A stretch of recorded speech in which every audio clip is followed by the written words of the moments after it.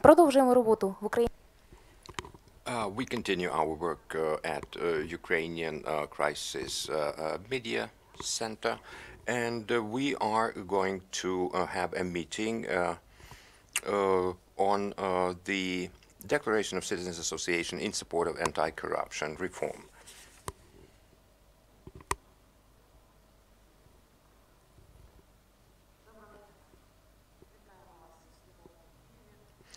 Or rather, it's regional anti-corruption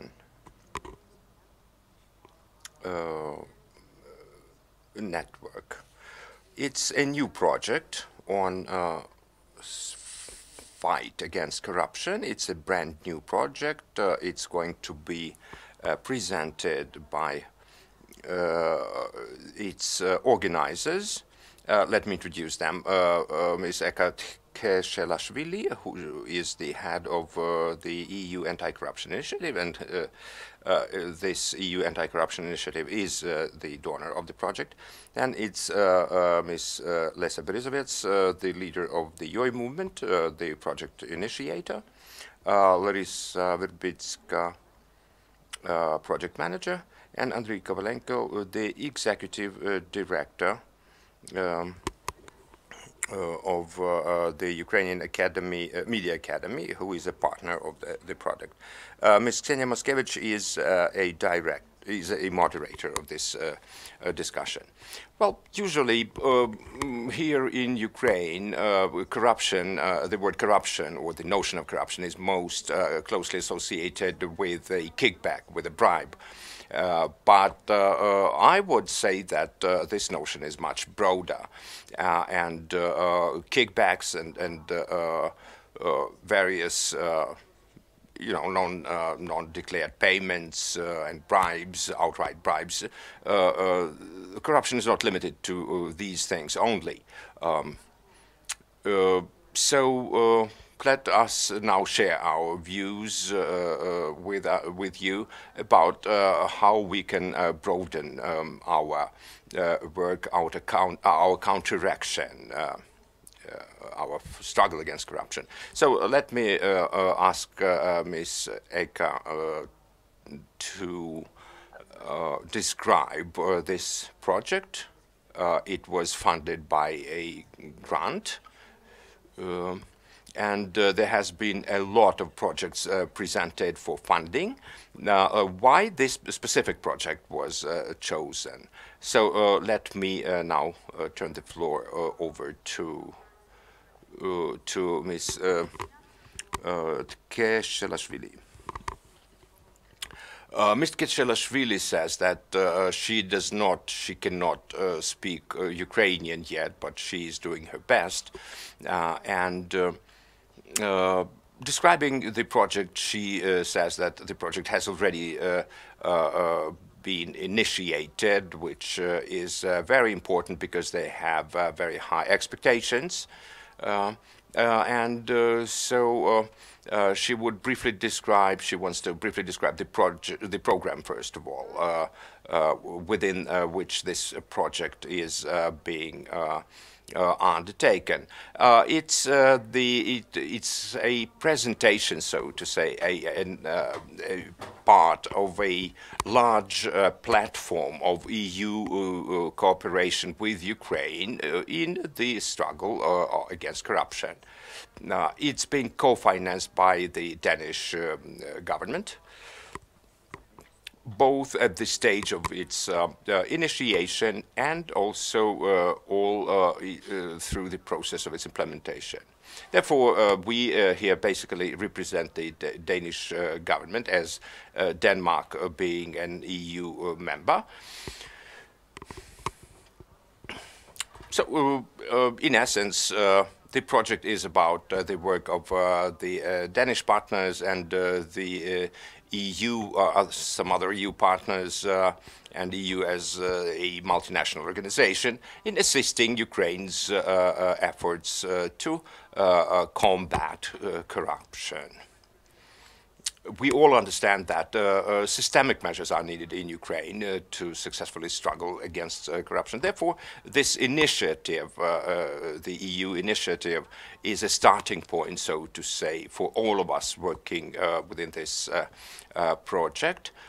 So we assumed a holistic, as we call it, approach to the corruption problem in Ukraine. And the largest components of our project, they reflect this approach. The major part of the project is to assist, to organize assistance to all the organizations existing in Ukraine that are engaged in fighting corruption. Some of these organizations are brand new. They are were very recently established, and what we are trying to do is to use them, so to say, as a resource in this struggle, involving the experience and the practices, the studying of best practices of the other countries in fighting against corruption. Among them, there are such organizations as NABU, SABU. These are Ukrainian abbreviations for the Corruption Prevention Agency and some other organizations. There are other NGOs like ARMA, for example. That organization specifically fights money laundering, you know. So we see our project as a project that is aimed at organizing some coordination, joining the efforts of all these NGOs and structures and organizations, governmental organizations, and employing specifically also the best, the newest, the most modern practices and techniques of fighting against corruption that have already been applied by some other countries in the world. From the point of view of our approach, not only with regard to our assistance to the regions of Ukraine, but also the governmental entities, we wanted to join or to multiply rather this struggle by the efforts of the public at large and the NGOs. Ukraine is a large country, and it is in possession of a wide range of various resources. Therefore, many of these resources could be successfully employed in order to struggle corruption, especially under these conditions of decentralization of the that the government performs now. So this civic initiative can be synergized, so to say, with the local authorities' efforts, the efforts of the government, so that the society and the local authorities and the authorities at every level could cooperate jointly in order to struggle against corruption. To give you a few figures to describe our efforts, we have had more than 80 applications for this project. The result of this first stage of selection was 14 or 15 projects, and then within that program that I have already mentioned, our project was chosen as the primary project, so to say. So I'd say that this project is a symbol of this program. Yes, we now understand that there was very serious competition among the applicants for the funding, and we can only congratulate you on winning this competition. Now let me turn the floor over to Ms. Larysa Verbytska, who is the project manager, and ask her what or in what way these innovations, these new initiatives are implemented practically. The ones that Eka just mentioned a few minutes ago. So struggle against corruption and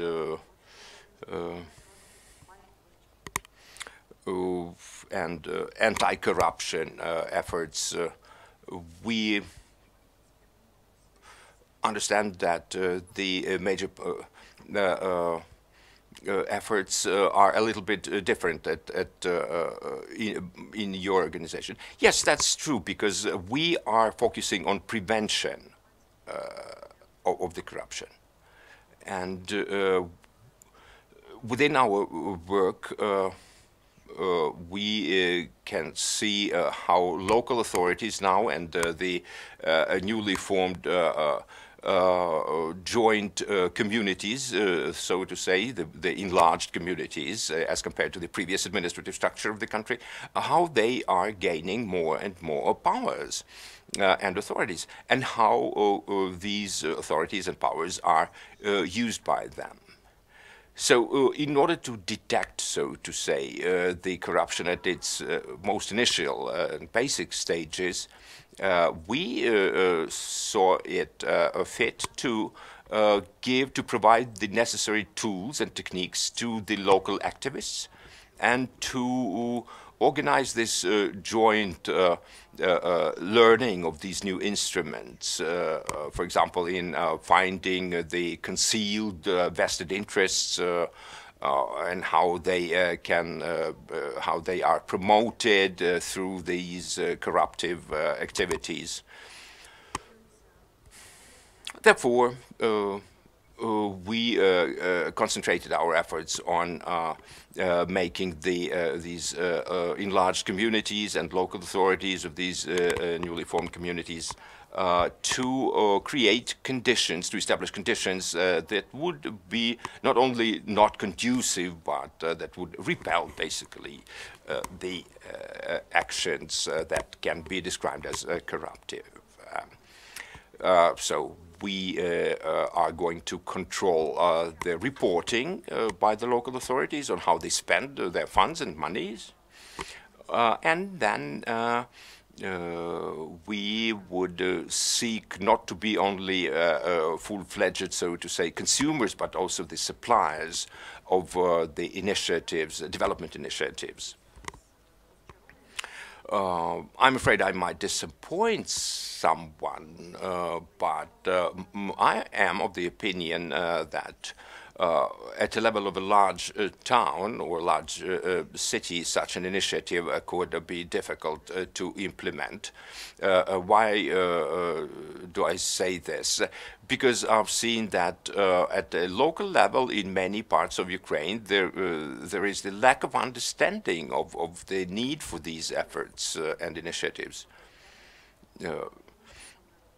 I've heard the opinions in different parts of the country that, oh, you know, corruption is there in the parliament. There are 450 MPs who are taking kickbacks and bribes for different laws and amendments and so on.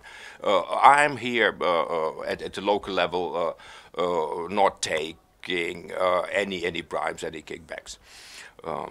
So having worked for 3 years with the NGOs and public at large, we have seen it for ourselves that the more active are the members of the public,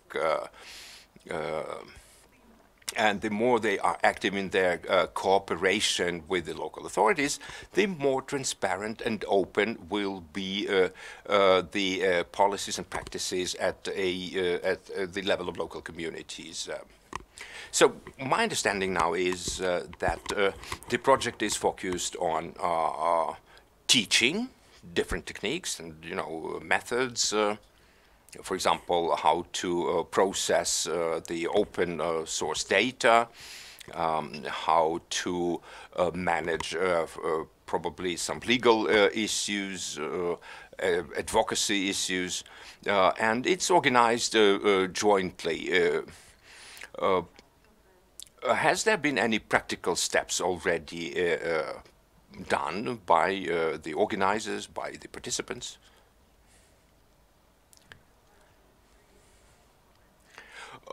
We see three main components in our project. The first one is indeed educational. Then the second one is a public offer. And then the third one is presentational, where we present best practices through case studies and so on. Best practices from Ukrainian experience here in this country. No, not only, but mostly, yes. And the aim is that each of the participating organizations, like NGOs, for example, they would gain, having gained this experience and the knowledge of these practices, they would spread it further on through the local communities.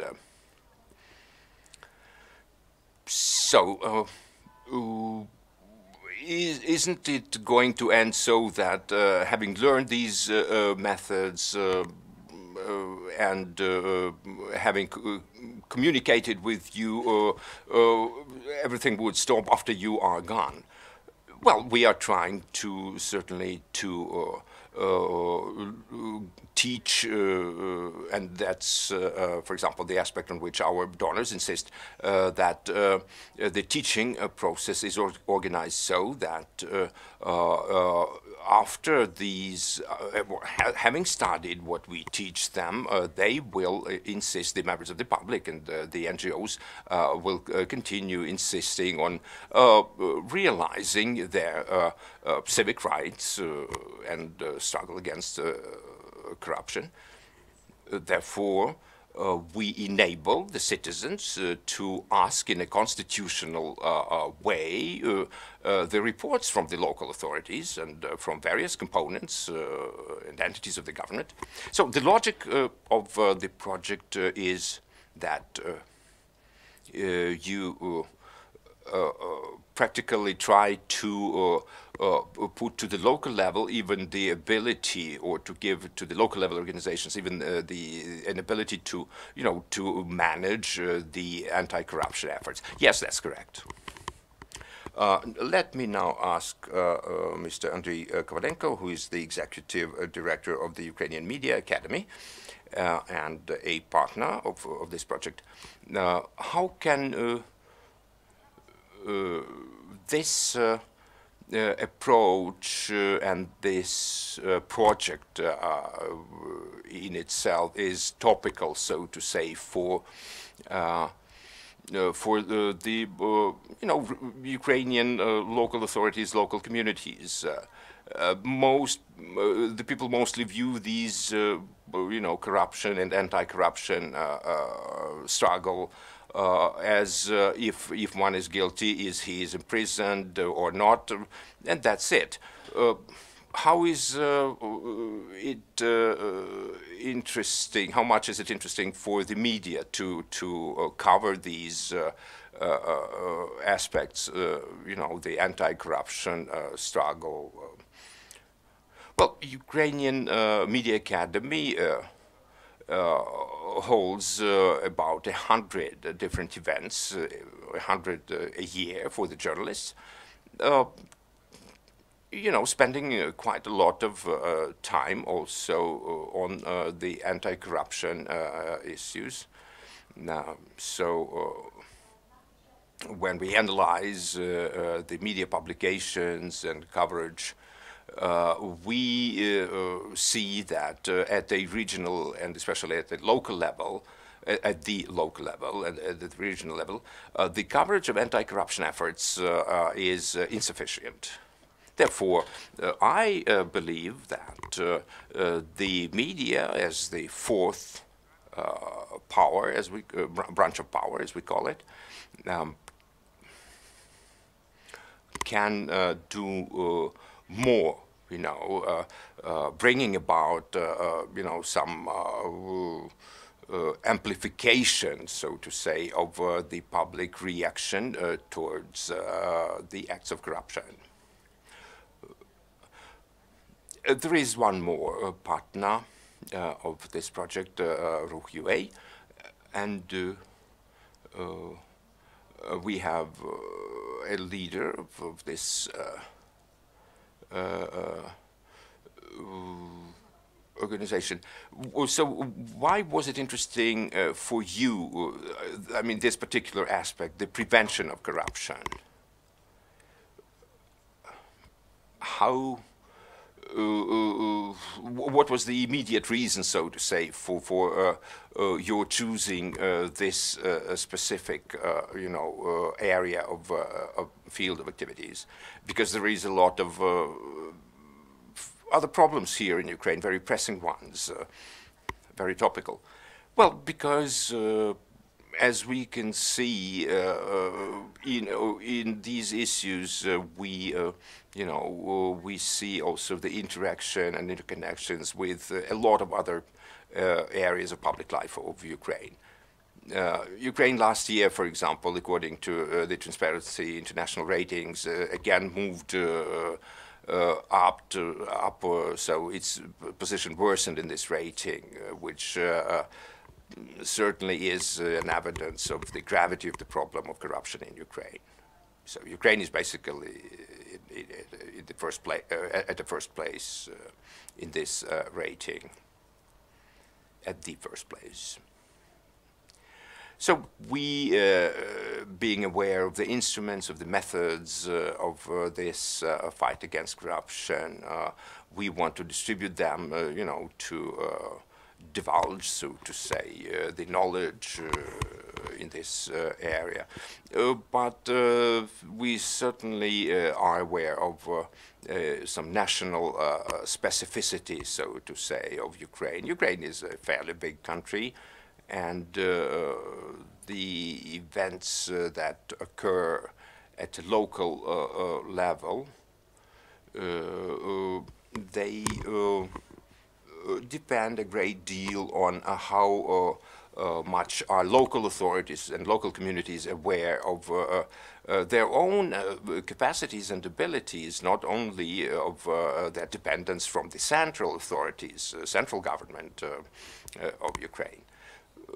Unfortunately, the state has not been able until now to pursue, this explanatory, these explanatory efforts to organize a dialogue with the public at large through various venues, and we wanted to, to initiate such a dialogue and to, start with some ways, some methods of gauging somehow the level of corruption in Ukraine, which would enable us further to, to counteract more successfully. And I'm sure that we can arrive at very interesting results in this work. So I'm convinced that you have faith in your efforts, more than faith. Well, another question. I have heard a lot of complaints from the lawyers, professional lawyers, about the deficiencies of Ukrainian legislation in this sphere of anti-corruption efforts, and as a result of these educational efforts, these presentations of the methods and knowledge of how to fight corruption, do you envisage that one of the results should be also the improvement of the legislation, maybe through lobbying somehow these issues at different levels? Well, certainly we think of this as a very desirable part, and we all know that the focus of our efforts should be at the local level, at how the local authorities, first of all, how they spend the funding they have. But the existing legislation indeed does not permit the local communities and NGOs to control in any way, in any efficient way, the actions of the local authorities. So we hope that as a result of our project, we'll see some very interesting and important changes. Well, speaking about the need to amend, to improve the legislation, we certainly try to focus also and to take into account this aspect of the improvement of the legislation. Certainly, there are even some inconsistencies, if not even controversial provisions in our legislation. But one more aspect is that many of the provisions of the existing laws are not being fulfilled, simply. They are not being enforced by the authorities, and they are not being implemented well enough. So we are going to work in this area as well. Well, so the start of the road, so to say, is to teach first. Yes, that's true. So now the representative of International Anti-Corruption Network, practically the Mr. Sayenko. My understanding is that your representatives are going to take part in the implementation of this project at different levels. Well, let me first describe first our organization, and then you will better understand what are our expectations of this project. Well, our organization has already been spread into all the administrative regions of Ukraine. We have the branches now in every administrative region, the so-called oblast of Ukraine. And what we are mainly engaged in are the prevention efforts and also the detection, so to say, wherever the efforts could only bring some results a little bit later on, not immediate results. Our conclusion, after we have observed corruption as a phenomenon, our conclusion was that it's better to prevent the emergence of the conditions in which that are conducive to corruption, rather than later try to fight it and eliminate, so to say, the consequences after things have already happened. And I would like to express the gratitude to our donors. Probably they have assessed our work as efficient. And I believe that one of the most positive aspects is that our organization is trying to gain as much knowledge as possible about the best practices in this field, and also then spread this information, this knowledge, to as many people as possible. So one of our key goals is to inform the public to the best of our ability. So my understanding is that you probably will establish cooperation now with the Ukrainian Media Academy. Yes, we certainly are going to cooperate, but I would even go further and say that we all need each other. We need to take each other by hand and go forward hand in hand. As we all know, the distance between saying something and doing something, or having said something and having done something, is really large. And therefore, being thankful to everybody who guided us, who helped us in our efforts, we are going to continue working, and we will improve Ukraine's standing in this corruption index, international corruption index.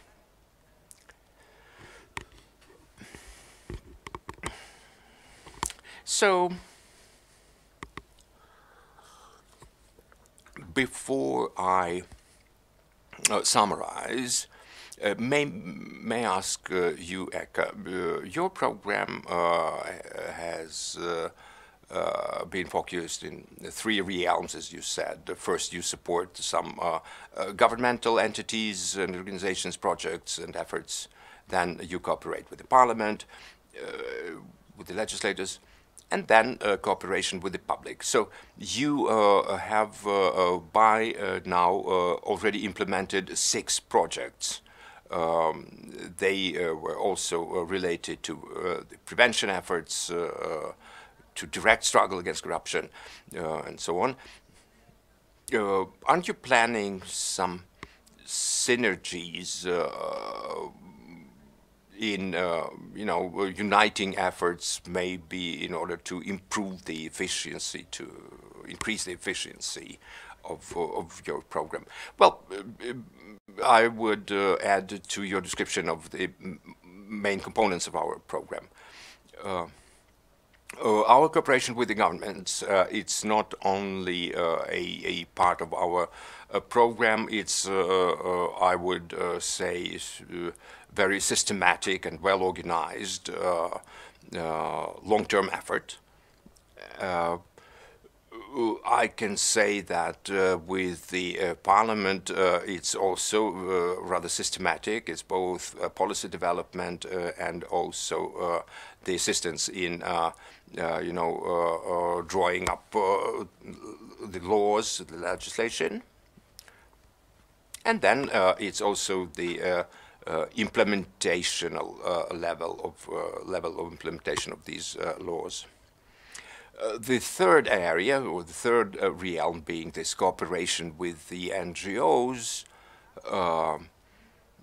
is also very important. And in this segment, so to say, besides assistance to the NGOs, we have chosen 6 towns to whose authorities we are going also to help, to provide some support and help by developing the new methods, bringing about more transparent, more accountable work of the local authorities. So, in this area, the synergies are also important, and while selecting the organizations for the new projects, this work is, so to say, is done in waves. A number of organizations participates in the selection process for one project, then for another, and so on. But this selection in itself, that is our approach, that the selection also supposes a certain synergy. And through this process, we manage to, improve coordination of our activities with the NGOs and thus empower, so to say, our platform and our program. So it's not only the cooperation with the NGOs, but also cooperation with the media, with educational establishments like schools, and how to create the environment that would not tolerate corruption, and thus could bring about this prevention of corruption. Because as we all understand, we are all in charge as the members of society,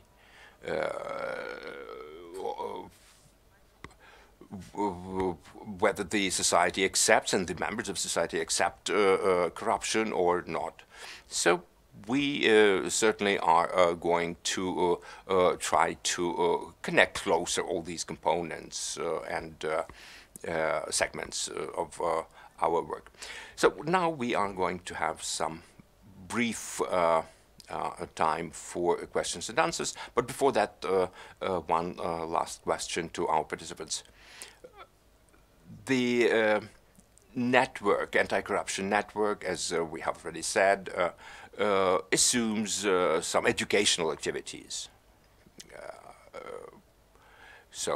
Including both how to process open data, advocacy, legal matters, how they should be addressed, and prevention, and then what to do when certain facts of corruption are identified, are detected. So is my understanding correct that within your project there will be also some practical steps on, also direct actions against corruption? Well, certainly we, starting from these educational efforts. We, for example, in pursuing these educational efforts, we are going to, for example, give the case studies to our participants based on real life situations. For example, the public procurement procedures and specific purchases and acquisitions by governmental entities and local authorities and so on. And therefore, I'm sure that the local communities that will become knowledgeable about these practices and these methods,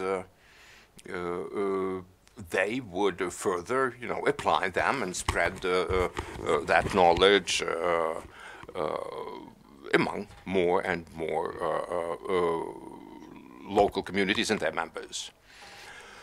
Last Friday, for example, there was a conference where there was an opportunity to get to study best practices and to get some methodological assistance and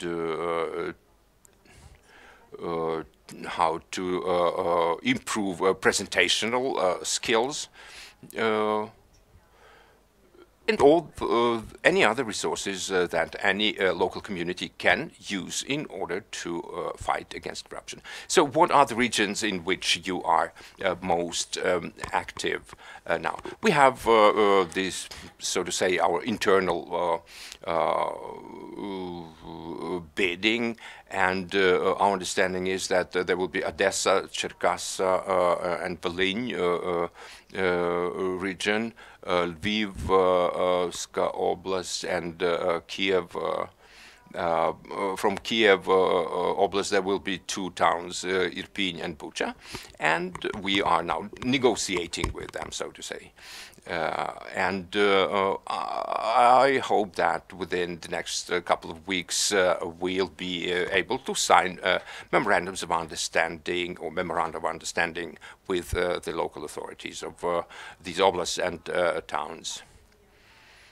So everybody can, of those present now at this meeting, can contact you. Yes, that's absolutely correct. You're most welcome to use the phone numbers that you can see on the screens and the email addresses and so on.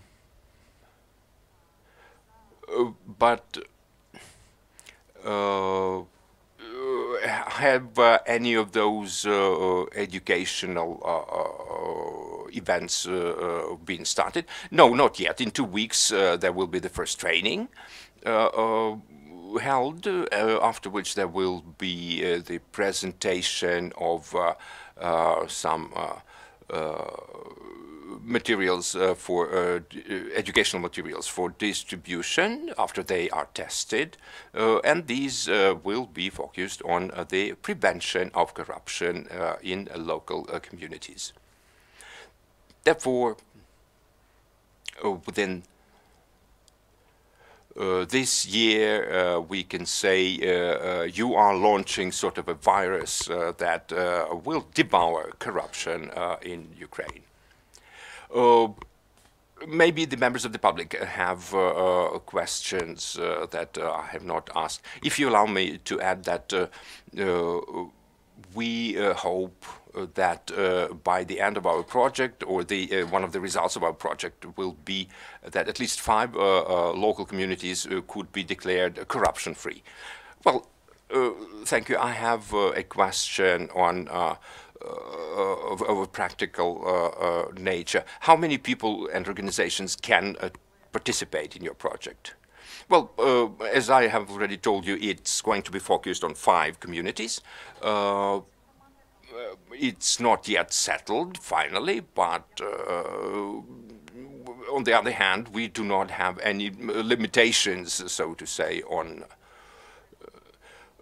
but at the local community level, well, from each local of those local communities, we would like to involve representatives of the NGOs, of the local authorities, businesses, and local media. And I believe that for the purposes of the training, each group at such training could be up to 10 people. How can you characterize cooperation in this struggle against corruption, as you are knowledgeable about this sphere of public life? How would you describe the Kiev community, the community of the city of Kiev, their anti-corruption efforts? Well, in Kiev, there are the NGOs and associations of the citizens who, for example, try to counteract the abusive, construction projects that are done in our city without, legal certification and so on, and permissions, and so we cooperate with them, but we also invite all the other who would like to establish contacts with us and participate in our efforts. That was the question from a correspondent of Вечерний Kiev newspaper. We only have time for the last question. It's Creativna Ukraina, the NGO Creativna Ukraina. Are you, as the organizers of this project, ready to participate in an open dialogue with the other NGOs? Yes, I have. We certainly are, and I have not heard of any case of our organization's representatives refusing to maintain contacts and performing dialogue, so to say, implementing the dialogue with any other NGO in this area. Therefore, we cooperate both at the level of the development of the projects and at the level of their, pursuing dialogues with the NGOs in order to improve our anti-corruption efforts. It's also important, let me emphasize that the support of the donors is also one of the important factors in the success of these efforts. So with this, let us conclude our discussion.